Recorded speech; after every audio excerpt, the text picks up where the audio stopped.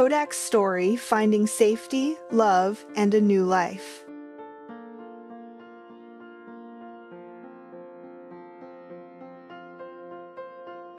When we first brought Kodak home, I'll be honest with you, those first few days were really tough. He was scared of everything. The sound of footsteps, the door creaking, even the wind brushing the trees seemed to startle him. All he wanted to do was lie down in the grass outside. He wouldn't even walk through the front door. It's okay, buddy. Kodak, come on. Come on, buddy, you got it.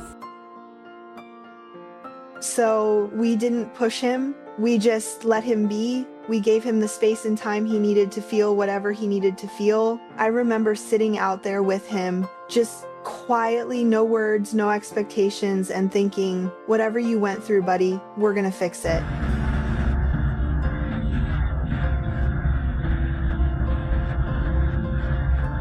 From what we were told, Kodak was likely a bait dog. He had scars all over one side of his body, deep marks that told stories I wish he could never remember. He'd been dumped outside a hospital before he was brought to the shelter in Broward County. When I first saw him, something inside me just knew I had to take him home. He looked so broken, but there was still a softness in his eyes, like a tiny spark of hope left.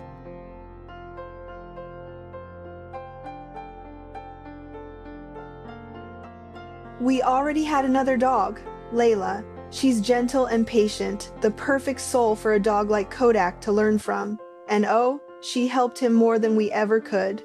She'd walk beside him, sleep near him, share her toys. Little by little, he started to trust again, but it wasn't instant. For weeks, any time we'd reach toward the side of his leg, the one covered in scars, he'd flinch, tuck his head down, and back away. My heart broke every time.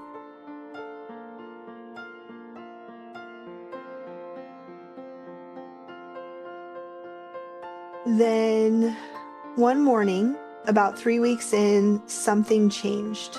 I walked into the room and Kodak wagged his tail for the first time. He came over, laid his head on my knee, and just looked at me like he was saying, "Okay, I'm safe now."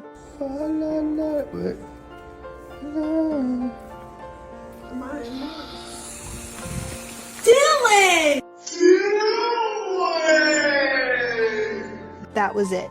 From that day forward, he couldn't get enough of us. He'd climb into bed just to make sure he was touching one of us. Sometimes I'd be sitting there and he'd walk over, stand right in front of me, and give me that look like he wanted to be held. So I'd pick him up and he'd just melt into me, his eyes soft and peaceful.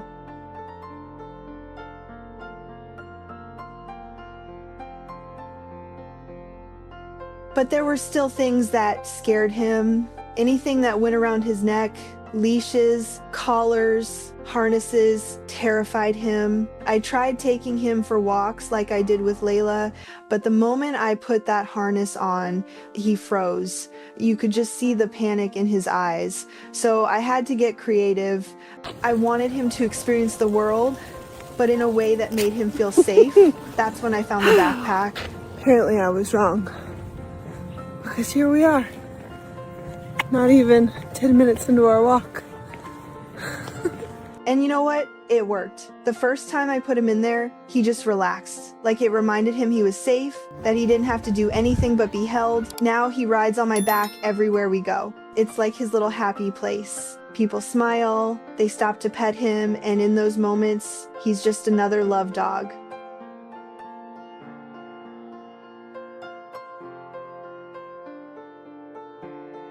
You know, there's still such a stigma around pit bulls, especially black pitties. People see them and cross the street just because of what they think they know. But if they could see Kodak the way I do, this gentle, sensitive soul who just wants to love and be loved, they'd never think that way again.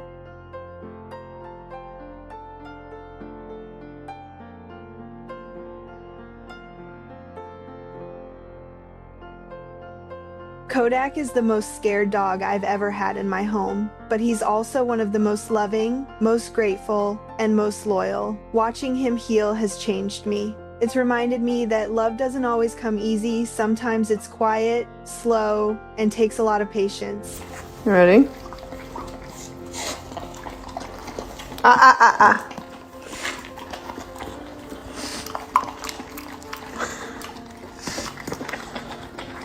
And I truly believe he wouldn't be who he is today without Layla. She's been his teacher, his comfort, and his family. The way she cares for him, it's incredible. Sometimes I look at the two of them together and just feel this deep gratitude that they found each other and that I got to be part of it.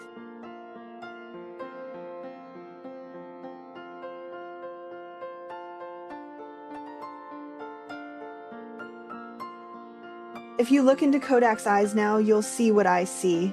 Pure innocence, pure love. He's my baby, my little miracle. And if you're ever thinking about adopting, please do it. Don't overlook the scared ones, the shy ones, the ones with scars. They might not run up to you first, but trust me, when they do finally open up, it's the most beautiful thing you'll ever experience. Give them a chance, because sometimes rescuing them ends up rescuing you too.